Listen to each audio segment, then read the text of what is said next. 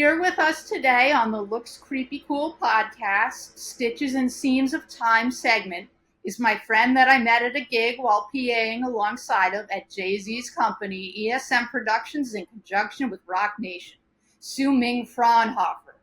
We had a great time packaging Fenny makeup and setting up a great event while also talking about cinema and puppets on the sidelines. And with her, we have Matthew, the director of the horror film we are here to discuss, Pattern Recognition. Thanks for being on, Sue-Ming. Thanks for being on, Matthew. Good to have you. Happy that you're here. Thank you for having us. Yeah, anytime. All right, let's get this going. In your film, Pattern Recognition, there is reoccurring imagery of elephants. It was so interesting and ghoulish. So, Sue-Ming, what inspired you to include this theme in your film as a production designer?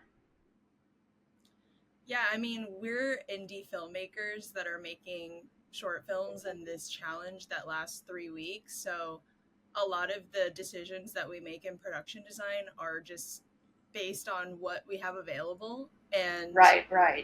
what we have around the house or what we can borrow from other people. So the elephant actually was already in Matthew's room, and it's something that I think he can speak more on in terms of the symbolism. Okay. But yeah, it was just a matter of, finding things. So I'll just pass it over to Matthew. Yes, shoestring, run and gun. Had it there. Got it. Understood. So Matthew, excited to hear from you. Yeah, so I think when writing something like this, where like Sue-Ming was saying, the time frame is a little bit quicker, sometimes it's good when you're looking for some visual imagery that kind of goes with the tone that you want to really just look at what you have around you and try to use that. And because so much of the theme of this was family, my mom really loves elephants. She actually gave me this one right here, and I was kind of writing the beginning and just thinking about that, and I was thinking about how I could kind of use that to really just tie it to his relationship, the main character Andre's relationship to the past, and kind of how he uses that to hold the memory with him, and then obviously how it progresses from him originally seeing it in his room when he hears her voice to then him cracking the new elephants that they get him to the end. So kind of just taking something that you think is cute or spiritual and wholesome and kind of represents knowledge, like kind of how somebody like my mom would think about it, and making it a little bit more ominous and negative in terms of how it ends up developing the character's relationship to his family. Oh, okay. Well, that's so nice that your mother let you use your elephant. That's so very nice. Yeah. All right. Yeah. Sorry, I was just going to add the sculpture at the end, which is of a family of elephants. It was based on what we already had, which was the white elephant. And I thought it was cool because it's two parent elephants kind of hand in hand with the baby elephant on a swing. And it was cool finding that after we knew we wanted to use the elephant as a symbol of family and togetherness, and I just liked the movement of the elephant on the swing, so it was cool getting to have an interactive prop like that at the end too. Yeah, the motion was great. I enjoyed that a lot. Great production design and great writing, great idea. So things go sour at Andre's birthday party, and you chose to show that metaphor through rotten food. It was creative. What prompted you to make these visual decisions, and what was the discussion process between you, the production designer and colorist, and the director like? Well, I think the original idea there was obviously one of the overarching themes, I think, is decay. So food was kind of one of the available resources, as we were kind of talking about in the last segment, that we thought would be an easy way to visually show that. And I also think, after the blood cake, it's a realistic progression of how kind of this entire facade of inserts that we build up in the beginning look really good. Kind of how the first maybe like 30 seconds of the film are all just the mom, Gwen, setting up this really nice looking birthday party. And then kind of as it becomes more surreal, how everything becomes brought in. And also just kind of tying that to the decline of the family or the decline in family's health, because I think that was something that I was trying to hint at a bit ambiguously, was, you know, how just things rot over time, and something might seem like it looks good in the context of a birthday party, which you would normally just think is like a nice thing, but there's a rotten undertone to it. So I think that's kind of why we thought the food would be a good idea. Right, right. That's so interesting. And any thoughts on that, Sue-Ming, or anything to Yeah, I add? mean, again, I think just using what's available to us, it was fun kind of thinking about what props we had to order that were going to be presented initially as fresh food, and then how we were going to make that look rotten. So Matthew already had rotten grapes in his fridge. That was really useful. Mhm. And for the crackers, we just crushed them up. And we used real mold to actually paint onto the rotten food. So it was kind of fun just being an artist with my canvas that was the charcuterie board and my paint that was actual mold. And yeah, it was fun just thinking about the before and after of that and how we can make it look as realistic as possible, as if the food had actually rotted. Oh, wow. Okay. So you got to be experimental by painting with mold. That's so Exactly. interesting. Yeah, I You're mean, an I work with experimental all different. artist. Exactly. Yeah, I work with all different kinds of mediums, and that was a fun one. Yeah, so I think it was an interesting experience, but I think it ended up working out well. Yeah, definitely gnarly and totally worked out. Yeah, I thought it was So, really cool to kind of oh yeah. watch how that was going, because if you look at the charcuterie board, it's like moldy cream cheese that's on top of like the slices of meat, and then like the pizza you can even see that's like rotting, that we cut to right after the blood cake, is like all mold from bread that our DP Abdullah kind of like had already in his apartment, and he brought it to the shoot. It smelled awful, and we Sumin kind of like broke some of it off and like slid it under the pepperoni slice of pizza. So just getting to watch that kind of like take place on the day of, because it was something we were a little nervous about, like how it was going to look. I think it ended up turning out great. So yeah. Yeah. So at one point, Andre destroys his birthday present out of frustration and more. Was this inspired by something that happened in real life? And how many takes did you need to get that shot? I do think this is partly inspired by real life feelings. I've never smashed a present my parents have given me at one of my birthday parties. But I do think there's a kind of recurring thing in some of my films where characters really try to use anger to try to quell whatever complicated feelings are going on. In this particular case, obviously, his relationship with his family is complicated, and how it makes him feel. I think like when he smashes the gift, like he's trying to deal with something there, and then we kind of have like a really intense like 15 or 20 second segment with like the dolly zoom, where like I think it becomes clear that like that didn't really help him deal with what was going on. And I've had that come up in other films, and I think the reason why I do that is because sometimes I think when people get angry, like they whatever they're doing that's really angry is kind of just to deal with whatever's going on in their head, whatever they're trying to get away from, and it feels good in the moment, like it's an impulsive thing. But I don't think it's actually a good problem solving method for whatever's going on in your mind or whatever you're trying to get away from. So I do think I've experienced things like that, and I think that's why I thought it would be interesting to try to do that, and kind of why I've continued to use that a couple of different times. Oh, wow. Okay. Yeah, that's an interesting take on anger. Su Ming is the production designer and colorist. Do you have anything to add on that? I mean, we only really had one take to get this smashing of the Oh, elephant. wow. We had one elephant statue, so we knew that in the wider shot we had to just get it the first time, and then we got a closer shot where he could continue smashing it. But if we had like 10 elephant statues on hand, then I'm sure we would have been able to get more. But I will say, Peter, the lead actor, smashed it as well as he could, and we got it. So, um, Yeah, and even just the way that it broke was really cool in the last shot that Matthew was just talking about, or another shot where we rack focus from the, you know, the damaged elephant to the table that's all in shambles, and even just the way he smashed it. I think like a trunk was broken off of one of the elephants, and just like the wire that was connecting them all was broken. So it was yet another experimental thing we did, but I think it worked out. Yeah, definitely. That's great. So, out of every author, why did you pick Kafka?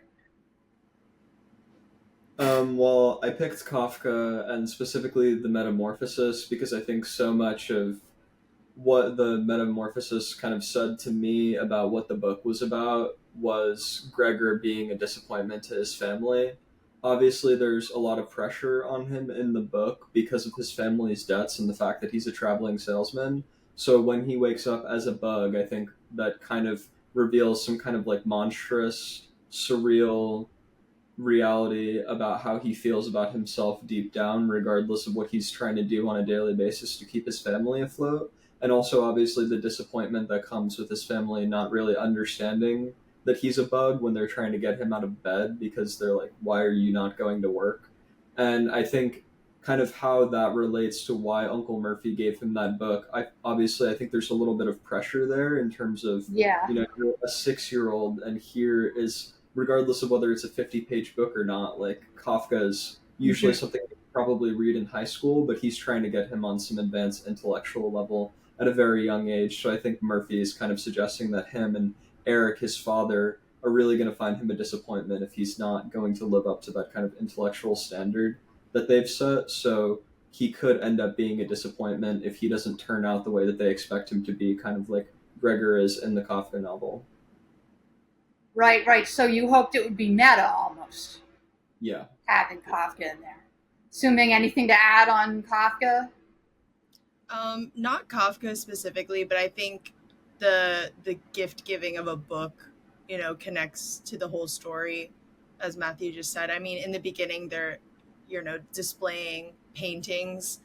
The mother is kind of showing off the paintings and accomplishments that Andre has achieved at a young age. So I think we kind of set the expectation already that he has a lot of pressure, and he is kind of a chosen one, or a golden child, if you will, that the parents base their own identity on. And even just like the idea that we're at this fancy birthday party that's put on for him, you can kind of tell the parents' underlying intentions of this to just show him off and make him seem a higher level than the average 6-year-old. So I think the book was a really good addition into that theme. And it kind of is also a turning point in the film where we start opening presents and realizing that, you know, things are just getting a little dark. So it just added a good compliment there.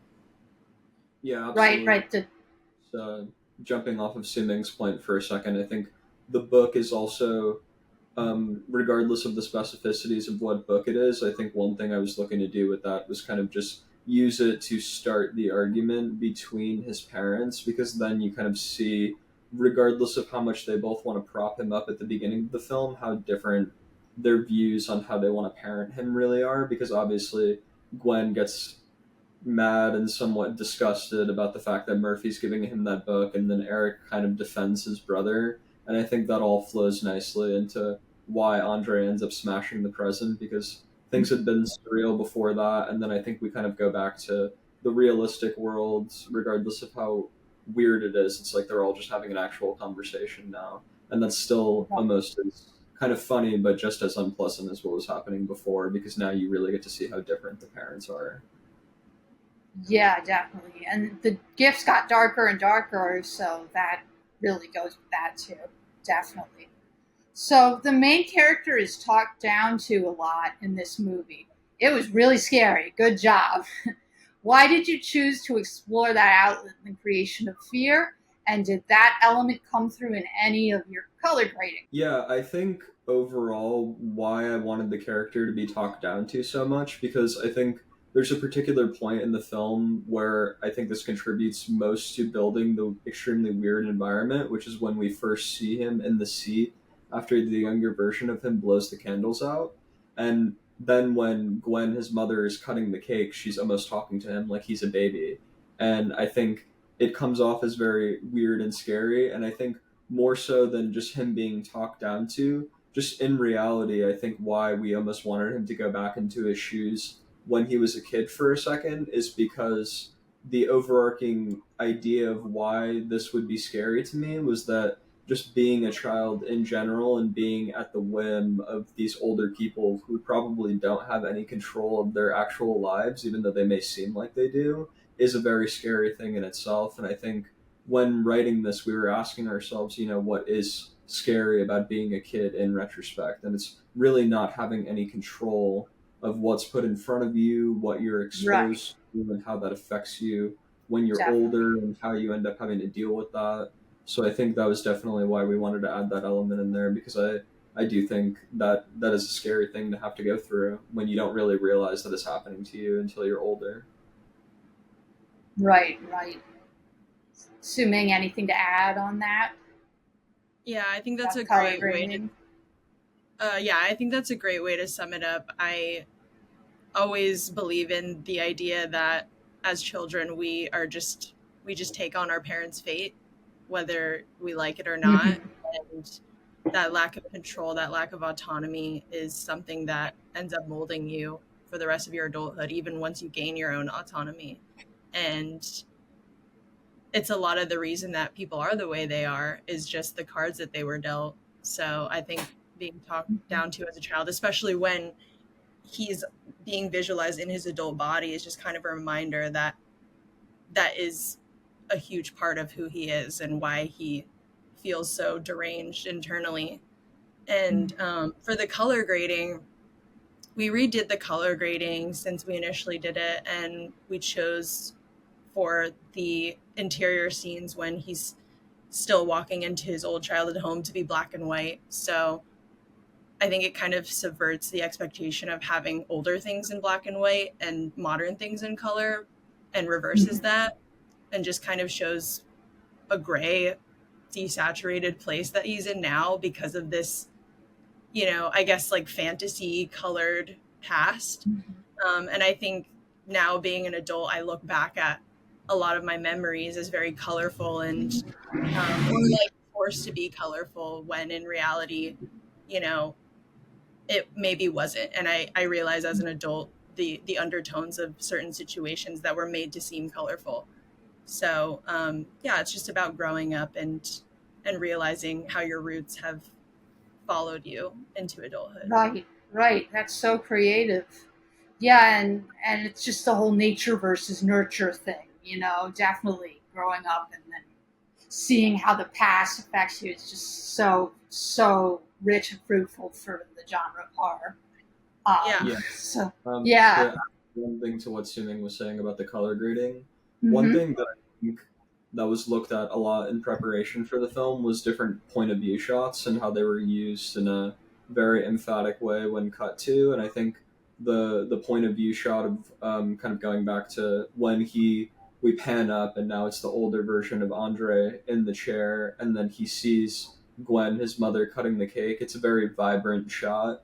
The sun is kind of beaming down at all of them, and it looks very gorgeous, and it's this very scary thing that's happening in daylight. And in redoing the color, like Sue-Ming said, that we just did a couple of weeks ago, we actually added something, because there's this one really nice kind of subjective point of view shot in a short film about killing, the Polish film by Krzysztof Kieślowski. And basically later in the film, there's a point of view shot from the main character's perspective where the color grade transitions within the scene and becomes more vibrant as he's kind of going through this very visceral and surreal experience. It was actually something somebody flagged to me after watching the film that they thought would be very interesting, because I'd been talking to them about that particular director and how much I admire him, and we ended up adding it here, and it ended up turning out really well. Yeah, I love the back and forth between black and white, gray. It's murky, and then the vibrancy. It's so interesting that you chose to do that. it's so unique that you mixed both. So that's refreshing. So what was the background in your decision for the main character to pull out his two teeth? How did you want the audience's reception to be when watching that scene? And what about the scene where the father coughs up blood? How did that contribute to the film's overall atmosphere and narrative impact? Yeah, so I think in the character pulling out his teeth after the blood cake and after the rotten food, that's actually a dream that I've had. That's a dream that a lot of people have had. If you just look up on Google anxiety dreams or nightmare, that's one of the first things that'll come up. A couple of other people that I know have also had it. Yeah, I had it a couple of years ago, and I included it in something else that I wrote. And then, in thinking about the story, I thought it was really fitting because, at least kind of before I talk about how I wanted to make the audience feel with it, I thought for me, it almost I couldn't talk during the dream, so I almost felt like very, very naked, not literally, but in the way where I think I was kind of like on display in front of all of these people that I thought didn't really understand me. So that's why kind of breaking down that metaphor and how I was psychoanalyzing what was going on in my own head, I thought that fit for how he was kind of sitting in front of his family and all of this stuff was happening.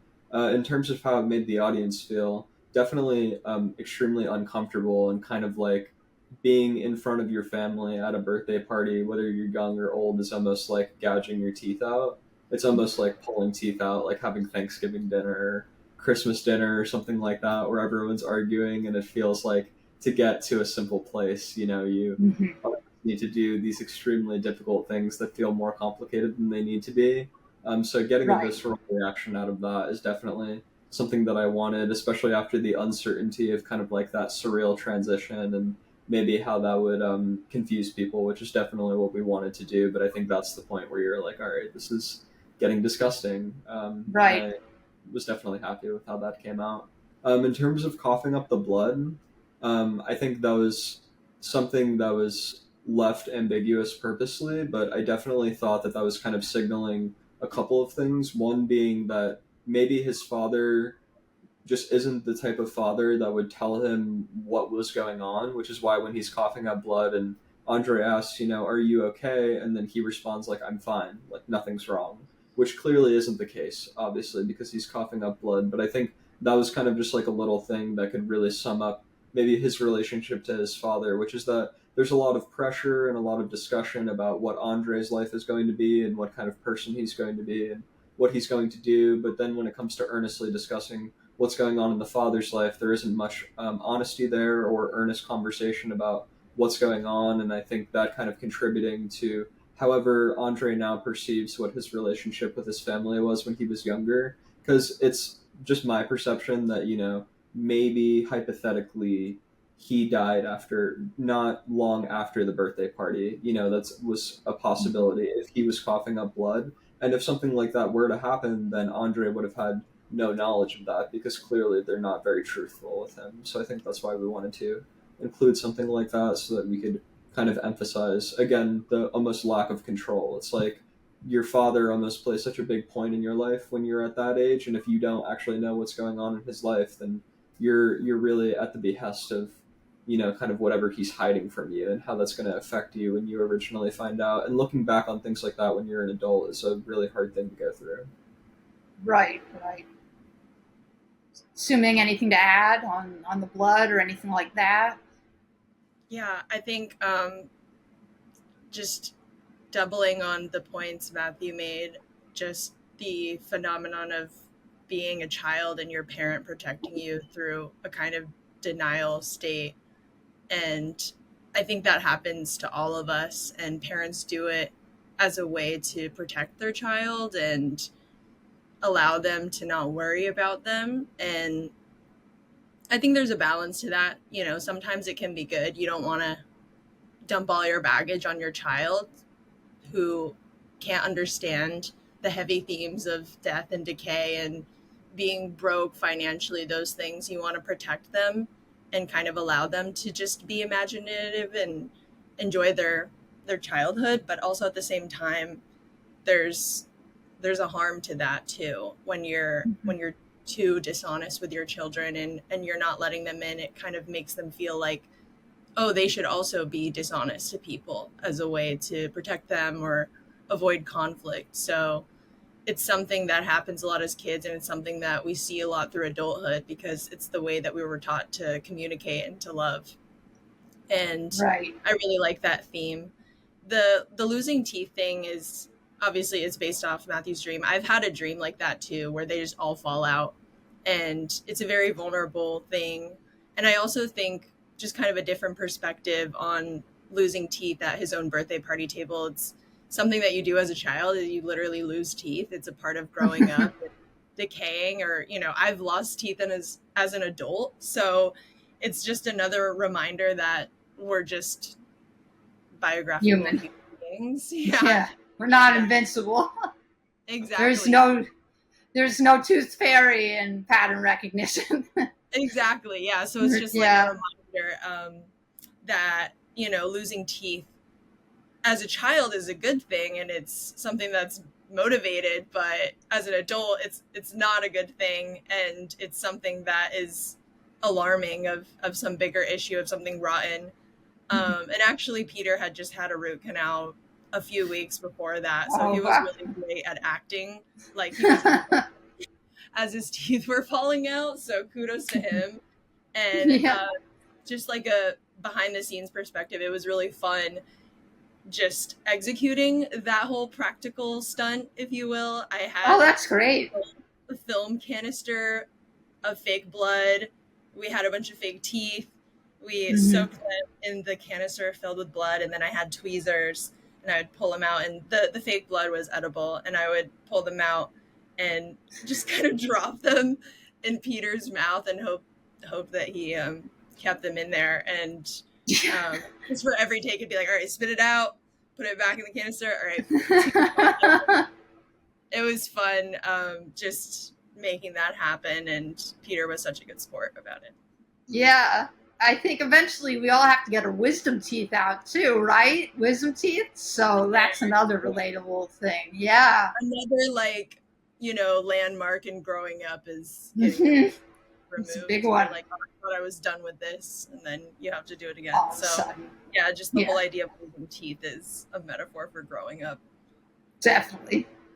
So do you have any quirks or rituals during the writing planning phase when you have a story idea? I think my first ritual when I have an idea is to just watch as many movies as I can, whether it's in cohesion with what I think the subject matter is. So like for this, it would be watching surreal horror, psychological horror, or something that's generally uncomfortable, even if you wanted to go into the territory of John Waters, maybe.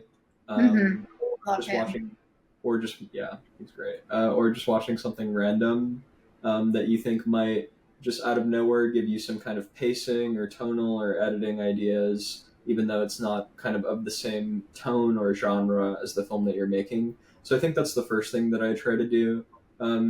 Normally how I am is that I just try to map out what my story is going to be with whoever I'm writing it with. In this case, obviously, since we only had so much time, because this was a shortcuts project, which is a 3-week turnaround, like Sue-Ming was talking about at the beginning, all of this kind of had to move very quickly. So what we did once the prompt came out was that we met up, Sue-Ming and I, and then the DP as well, Abdullah, at his apartment, and we watched Wild Strawberries by Ingmar Bergman, which was one of the kind of staple inspirations for the film, and kind of what the concept and the idea was. And then we started talking about story structure after that, different cinematic influences that could kind of help how we structured the narrative. We talked about Parasite as well, which was kind of just the mother at the end running back and forth to try to set up the birthday party in Parasite, and how that cross-cut between the rich family and then obviously the family that were the main characters in the film, the Kim family, and how they're just getting out of that huge flood that happens once they escape the tunnels in the house. So I really liked the cross-cutting and how we were discussing that. So I think kind of just, meeting up and watching these things and discussing where we want to go from there was really the process of how we came to do this. And I think it's something that I like to try to do in a group of people or by myself for every single project. Yeah, that's great. Sue-Ming, anything to add on that? Yeah, I think something that was very obvious to me when I started filmmaking was the fact that I had not watched a lot of classic cinema, and I had a lot of catching up to do, a lot of homework. So something I really love about making these short films in this small period of time is it really pushes me to watch films that I don't think I would normally seek out if I was just choosing what to watch. So Wild Strawberries was one of those for me. It was a very new kind of film to me, even though it's quite old, to watch. And I think I had the stereotype that older movies were just not as interesting or something. Right, not slower. Yeah, definitely. And I've come to realize that that's the beauty of it. And I enjoyed Wild Strawberries for its portrayal of existentialism and growing up, and I thought it was really cool how they showed the lead character revisiting his old home and being physically in the scene, watching it play out. Like, I think in a lot of films you have flashbacks to your childhood and it's a different actor and it's a whole different time and they probably shoot it separately, but it was really cool. And the first time that I'd ever seen someone be in the flashback as the same actor, and that was really inspiring. And obviously the whole story that follows just his whole reflection on life and who he is and identity and belonging in that. So I really enjoyed that. Parasite was definitely a huge inspiration for the story, but also for the production design, just having a full-blown horror film and that's decorated in this very bright and colorful kind of way, and the juxtaposition of that. Same with like Midsommar. It's the idea that it doesn't have to look dark and bleak to feel like a horror. You can paint something as like a really generally positive environment while still having a really dark premise. So yeah, I love dichotomy to that.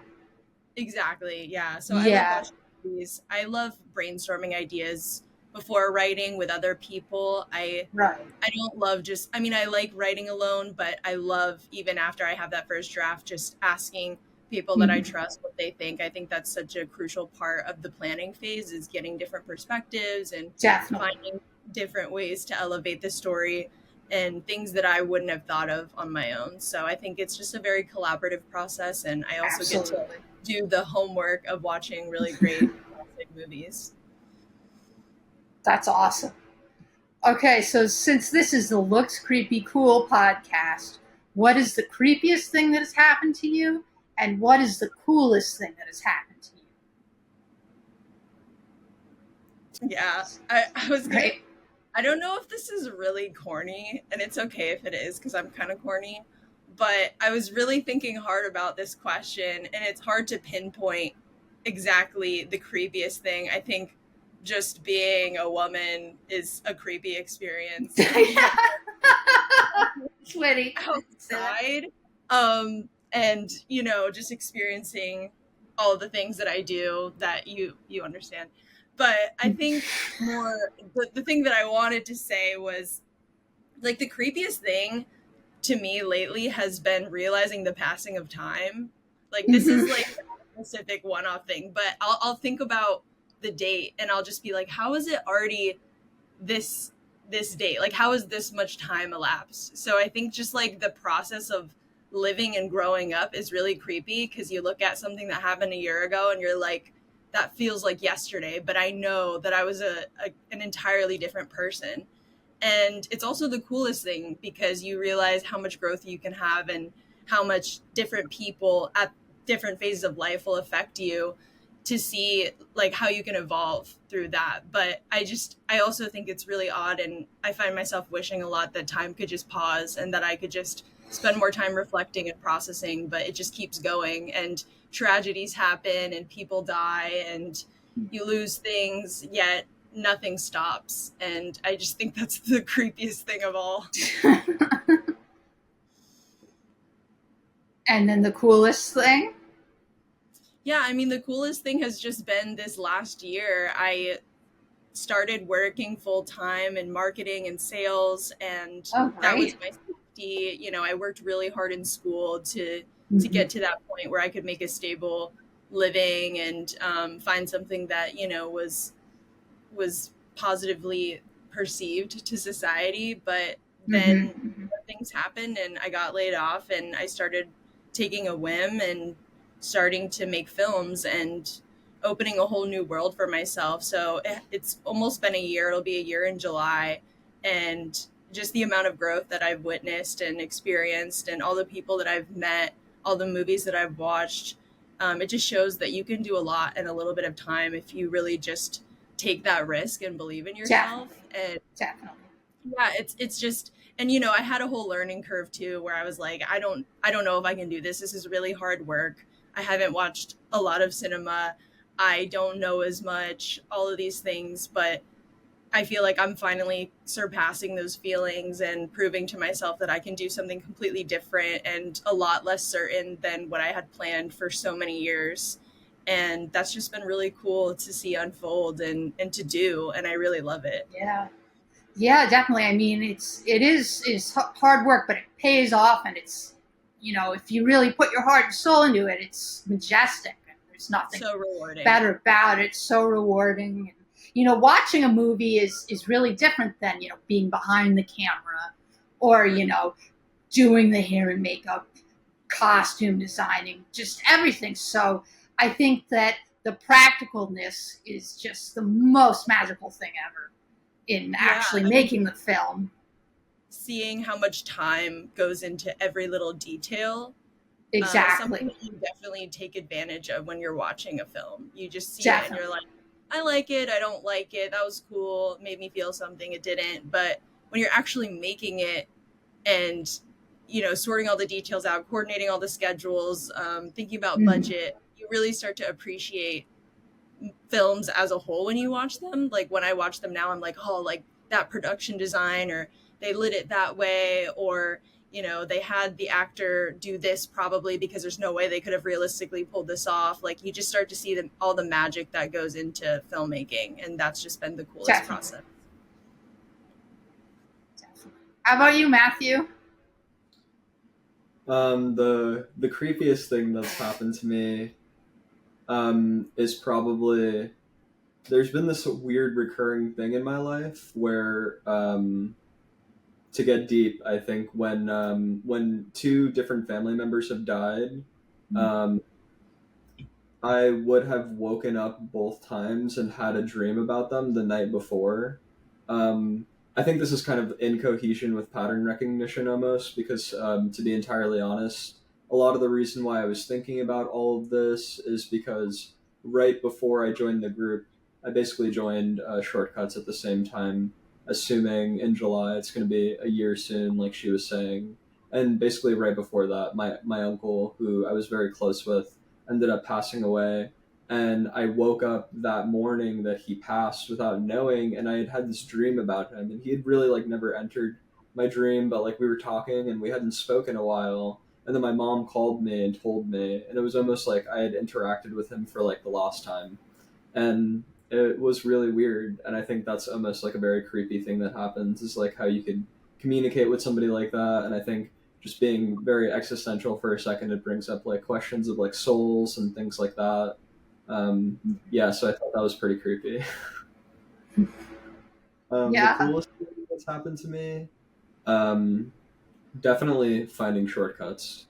Yeah. Here and joining the group. I think I've been in the city since 2019, and I've been writing for a while. I started writing in high school after I had good interactions with some of my literature teachers, and they encouraged me to take up some short stories, and then I started doing screenplays. And yeah, I was writing and watching a lot of movies, and I was making some shorts with my friends, but it almost felt harder than it should have been living in New York City to find this community of people that was as passionate and as enthusiastic about doing this all the time, and really kind of just getting into the nuance of all the details and wanting to try to use whatever resources we have in front of us to recreate the in-depth visuals that you see in a movie. Like you both were talking about how much effort goes into all of that, and how much effort you realize goes into all of that when you're doing it. And I think kind of just joining the group and being able to be a part of that community was just a really great thing that I'm really grateful for, just because of the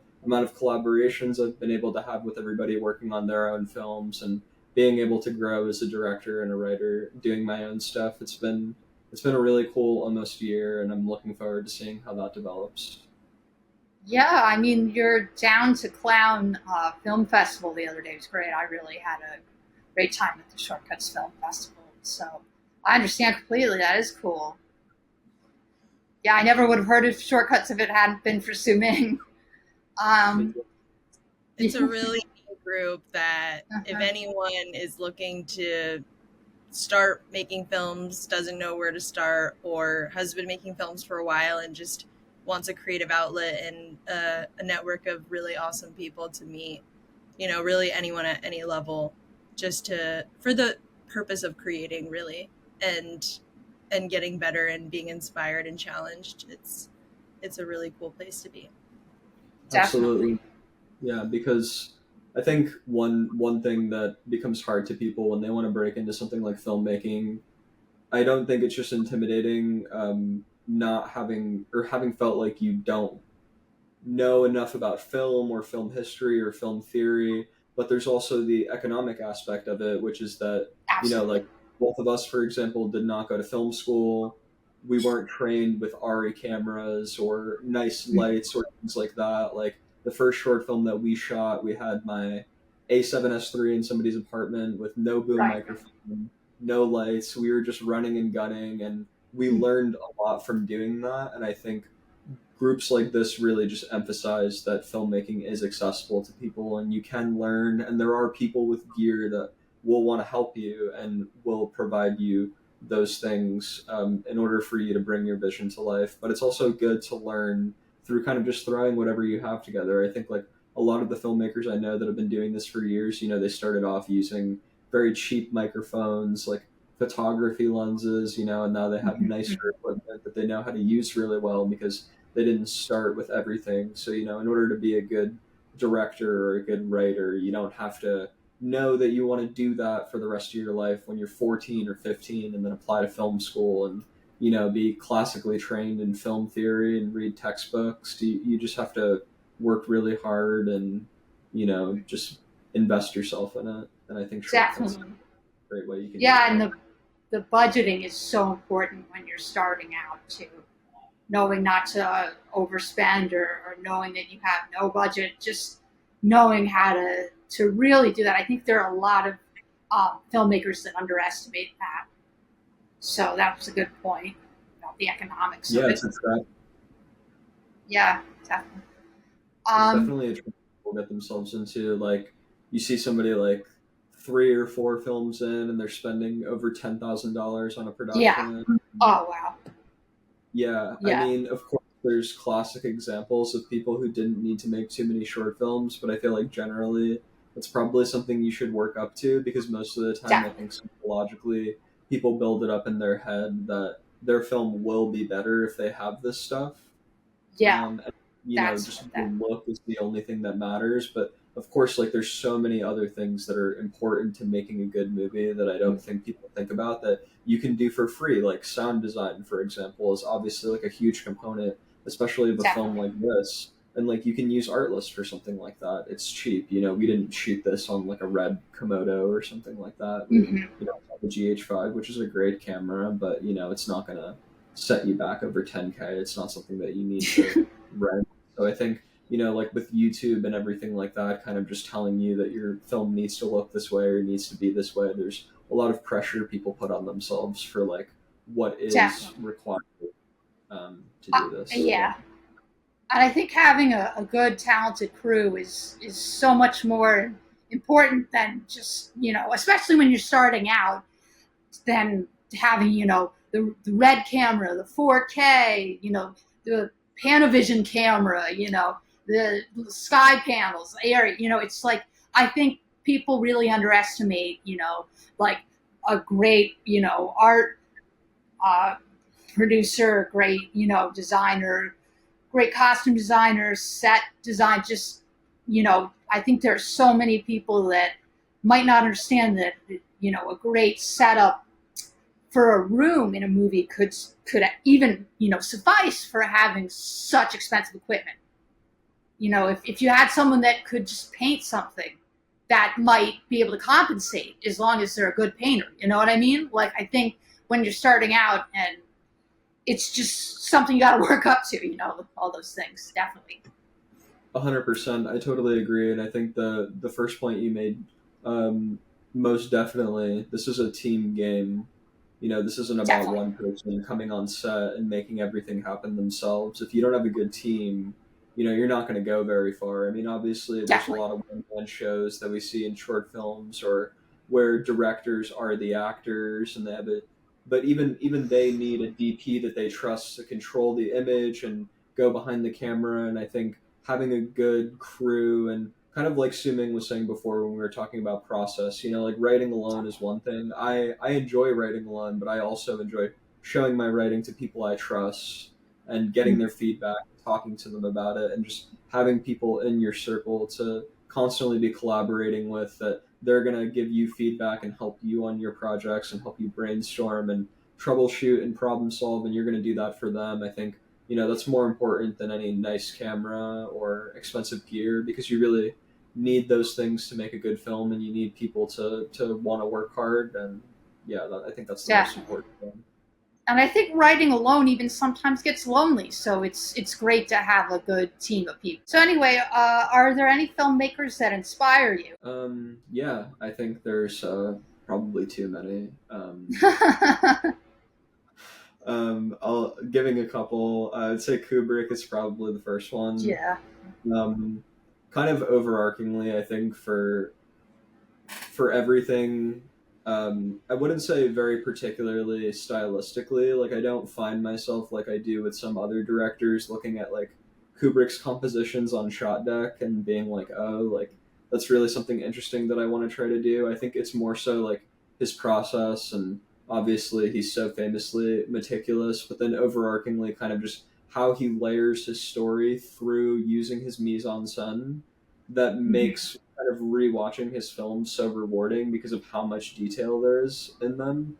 I think that's why he's probably one of the most inspiring for me, and I mean so many other people, millions of other people that want to direct. So I think that's a main staple for me. And then a couple of other ones would be Andrei Tarkovsky, is definitely inspiring. Mirror was his 1975 film was a huge inspiration for this film. It's very much also about somebody in their 40s looking back on their mother when they were younger and looking back on their parents' relationship. And he has a whole other part of the movie where he really threads the story with kind of the history of Russia at that time and how it was affecting family stability, and kind of how the evolution of Russia as a country in the 20th century kind of impacted his family and kind of where he went in life. But I think just the overall slow pacing and ambiguity, and the way that he invokes melancholy using like a slow Dalian, for example, with having like voiceover or playing a phone call.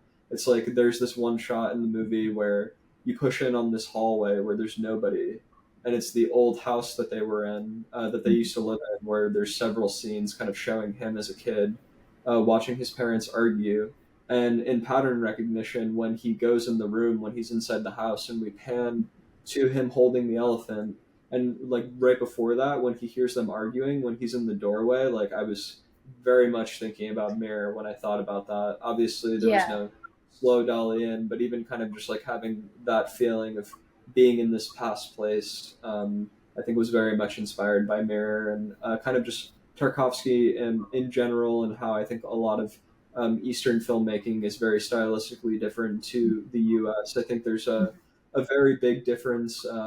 I was even watching like a Ho Shen film the other day, from the Taiwanese filmmaker Millennium Mambo, and I was talking to somebody about this recently, where in an American film or a European film, if you had point A here and point B, and you wanted to get from point A to point B, what you would probably do was cut. But if you see somebody like Tarkovsky or Ho Shen, they're going to pan across the room instead of cutting, because they want to let you sit in the room and actually take in whatever's going on instead of constantly trying to get your attention to go somewhere else. And almost, even though I do it, it almost kind of feels somewhat lazy, watching how effective it is when they pan. So I think just kind of looking at how somebody like Tarkovsky would do that and how other filmmakers would do that is something that's very important. And I also just think he's a great writer. And I think probably I'll give one more. I think probably Lynch would be somebody that's inspiring. I mean, I think the Eraserhead influence kind of Definitely. goes without saying on the film. Definitely the chicken part when he first goes to Mary's house when he's eating with the family and how the chicken starts like moving and gushing blood, and kind of just like the hypnotic visual style of Eraserhead particularly, but all of his films, Mulholland Drive, Blue Velvet, Inland Empire. Didn't he do Yeah. Hellraiser too? Hellraiser? No, I don't. I don't No, think he so. didn't. Okay, somebody else did. Then. Yeah, I was thinking Hellraiser because you said Eraserhead. But two different things. Okay, wow, that's cool. Um, Sue-Ming, anything to add? Yeah, I am constantly inspired by other filmmakers. I think, like I said, I'm Definitely. catching up a lot and trying to watch a lot of classic cinema to understand how we got to where we are today. I'm always inspired by the filmmakers at Shortcuts and just their ambition and diligence in making short films in such a small period of time. And I think because that's where my filmmaking journey started, I feel very strongly about the power of indie guerrilla filmmaking. And Yeah, especially because definitely. it's such an expensive and accessible industry, I think the fact that we've gotten to a point where we can do that is something that's really inspiring to me. And the pinnacle of indie filmmaking in America is Linklater. Is Richard Linklater is someone who inspires me a lot in his process, but just also his storytelling and how he can be very minimal and slice of life about his stories, and even just kind of subvert expectations on having a plot. It's more just observant and it feels more raw in that way. But yeah, I think his process and just how he started the Austin Film Society and how that feels very aligned with what we're doing at Shortcuts is another thing. I think I'm inspired by filmmakers that do more than just make films, but they're trying to create communities and create access for people. So it's something that I hope to do in my future. Another inspiration is Lulu Wang. Hmm. She's a Chinese woman filmmaker, so I think just the fact that she's been able to be put on the map in you Right, know right. in a in an industry that is very male dominated is inspiring in Definitely. itself. But I Yes. also love The Farewell, and it's one of my favorite films, and it touches on the in between experience of being a part of two different cultures and the contrast of those and how to grapple with that balance as an American, as someone from China. So it's Mhm. something that I think is a really good story, is that just like that dual nature, and something that I would definitely want to write and make films about. And I just think her writing, her absurdist writing and authentic storytelling is really great. And Yeah. um, the last inspiration I would say is Wong Kar-wai. I think I'm really inspired by his films. I was born in China, but I grew up here my whole life. So I think just being immersed in what the lifestyle would look like in underground crime in Hong Kong is, Yeah. it really just puts me there and makes me think about what I could have experienced had I grown up in China. Hmm. And I love his cinematography. I love Hmm. how indulgent he is with his filmmaking and how he just doesn't really care. I mean, he comes to set and doesn't even have a set shot list or even a script, and he just kind of creates these really interesting, addicting characters and just lets them interpret that how they will. And I think that's such a an important thing as a director to do. I mean, obviously I'm going to write the script and make a shot list, but Hmm. so much of being a good director is trusting your actors to create their own stories and letting them in on that creative collaboration. instead of just dictating every precise thing. And that's what makes it fun for me. So I'm just really inspired by that process. And I always want to collaborate with my actors in that way. So Yeah, those are like really huge inspirations for me. that's tremendous. Some of the films that come out of Hong Kong are really, really spectacular. So that's great. Thanks for sharing that. Oh, wow. Um, Horror is a genre often associated with pushing boundaries and provoking strong emotional reactions. How do you balance storytelling with the need to shock or unsettle your audience? Well, I think they go hand Sue-Ming? in Okay. hand. Um, yeah, I think for us at least writing this particular story, I feel like this is a good bit of what I try to do generally, whether it's to shock people or to make them uncomfortable or to make them feel anxious. But I think writing the story and then kind of how you visually unravel it and kind of reveal the character psyche in relationship to the story and being able to make people feel uncomfortable or shocked kind of go hand in hand. I think you need to kind of depict the story in a certain way for that to be impactful.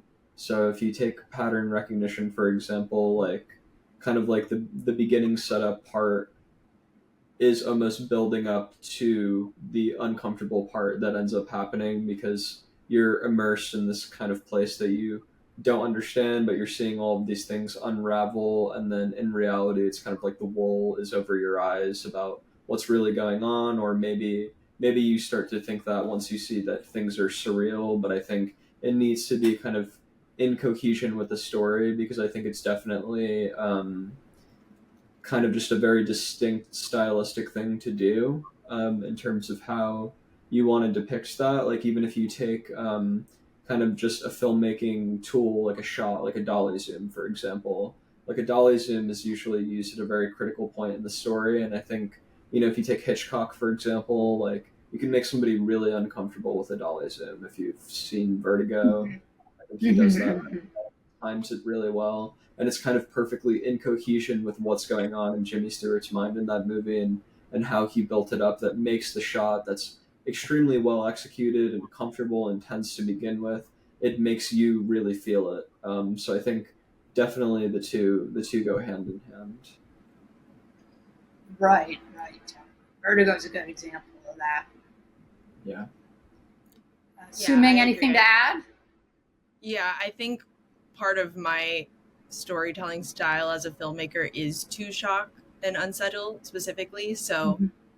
I don't even know if there is a balance to be had because I think that is so much of the storytelling. And I really like telling stories about people with dualities or contradictions to themselves and experiencing things that are very uncertain, unsettling, because I just think that encapsulates life. And I think I'm a very anxious, neurotic person. So where I can make people relate to what I feel all the time is something that I want to do. And, there's an extreme point to that where it becomes only just trying to edge an audience. And I don't want to be that person, but I think there's always going to be an element of that because that reflects the unpredictability of life and the discomfort of facing things.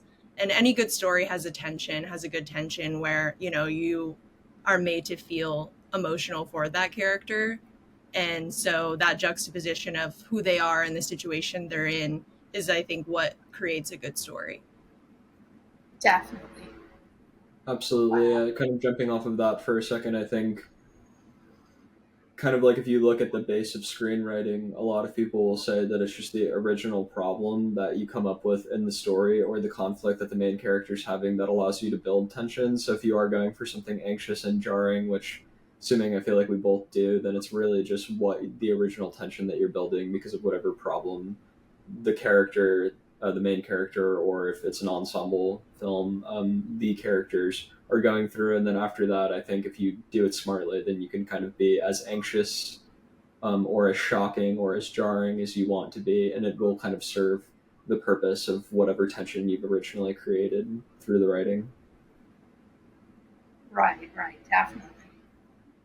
So, can you share any memorable behind the scenes anecdotes or challenges you faced during the production of your film, Pattern Recognition? Yeah, I have a lot of great memories of the day that we shot this. I think a couple of them being in relation to the blood. I think just obviously when the blood cake was actually executed, kind of just shooting that and standing behind camera and watching Sue-Ming with the needle kind of just stabbing the cake with the syringe and watching the blood flow out of it. We ran some tests on it a couple of days before just to see how the blood flow was going to be. And that was just a memorable thing that we were all kind of just standing around as a crew, just watching, and the other actors that were there because there was really no actors in the shot. So I think that was just like a great group experience where we were all standing together as a team, kind of watching this really weird, almost kind of disgusting thing happen. And I look back on that fondly because we just had such a great team on this. And I think that's why I feel so good about the project, and definitely one of the bigger reasons. And then another blood story would be when Sean, who helped us produce this and played Eric, Andre's father, when he coughed up the blood. We did that several times. I'd say we probably did that probably 6 or 7 times at different angles. So Sue-Ming basically just had to put the syringe over his mouth and just like shoot the blood into his mouth, and he had to like hold it until he would actually start coughing it up. So he was like dry coughing. We kind of like ran through dry coughing and how that would look if you were actually really sick. Watched a couple of videos on it, and then I think the challenge for Sean, which he did such a good job at, was to actually do that while he had the fake blood in his mouth and not cough it up. So I think those were things where people were like, "Wow, this is getting really weird and gross," and even just getting that response from your crew on set, I think was a great feeling for all of us, especially Sue-Ming and I, just because I feel like all of these practical effects were happening on the day of and executed very well. But there was also a lot of preparation that went into that, a lot of us spitting up fake blood ourselves and trying to see how this was going to come out and how it was going to look. And there was a lot of time spent before the shoot on that. So I think just getting to watch that on the day of and experience that with all of our friends and crew members was just a really nice experience that I look back on fondly. That's great. Sue-Ming, how about you?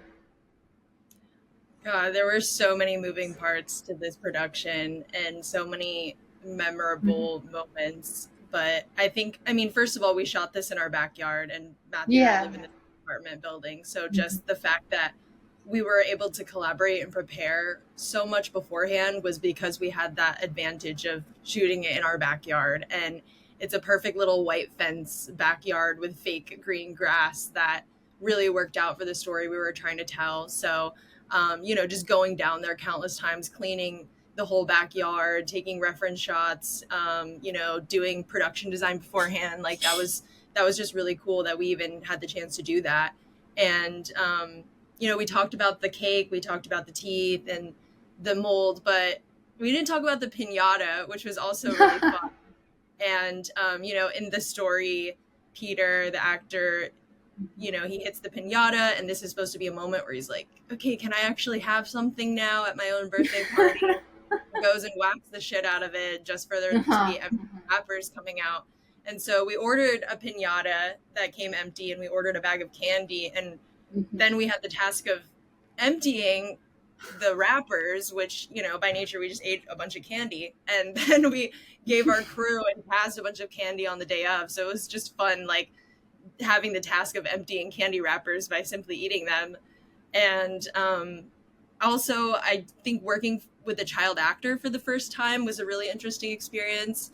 He was great, and it was just funny because he had this like fake hammer, like this Thor hammer that he just that entertained him the whole time, because shooting as an actor, you're waiting a lot of the time. You don't get to except for wait. And so him being 5, just having the ADHD brain of a 5-year-old, he's just like running around whacking things with his hammer.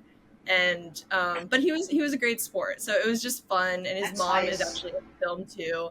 Oh, great! So it was just fun being in our backyard and my dog came up at one point too, so she was on set, and we had like 15 people there. And it was cool because we could run inside and get if we needed something. And Yeah, definitely. we had fun playing with all the props and all the practical effects. So yeah, just too many anecdotes to count. That's awesome. Wow. That's so tremendous. Yeah? It's really an interesting experience working with a child for the first time. I think kind of just in the context of shortcuts, that was the first time any of us had ever done that. And it went very smoothly. I think obviously there was some nervousness around that. Thankfully, I mean, his mom was there. Shout out to Saga for lending me your kid. Thank you. That's so great that his mother is there. Oh, that's so sweet. She was there the entire time with him. Yeah, and everything. She was in the film. Kind of the pan shot where see kind of Uncle Murphy talking right before the parents start giving their speech about their son's art. My roommate is in that scene, and Saga, who is Noak's mother, was also there. So that was definitely that's great. Yeah, and Katie, who acted, was one of the leads as Gwen, the mother, was also like super helpful with that. I'd say like it was like really like a team effort to kind of control everything that was going on set, because I mean like Sue-Ming said, it's like a lot of what actors are doing is sitting around and waiting for the shots that they're going to be in, and you know sometimes the scheduling just works where we can't have people in and out whenever we're going to shoot their parts, especially for something like this with a lot of group scenes. Also, we had a second cake that we ran all the blood tests on, so we also ate a bunch of cake too. So I think that was also a lot of fun. Yeah, it was bloody cake. I mean, the fake blood was edible, like we said, but I honestly didn't care.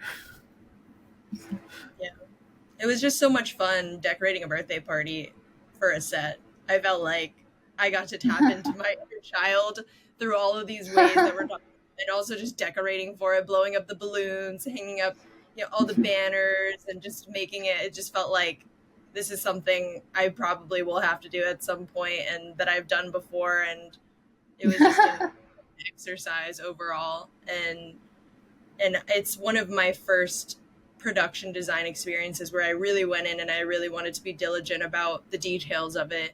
So yeah, it shows. Thank you. Yeah, it was a rewarding experience to be a part of that, and we just had a lot of fun that day. That's awesome. It's always great to have fun when you're working on a big project like that. We always have to make the set fun. Definitely. Yeah, so that brings us to the end of our interview. So Sue-Ming and Matthew, thank you so much for being on.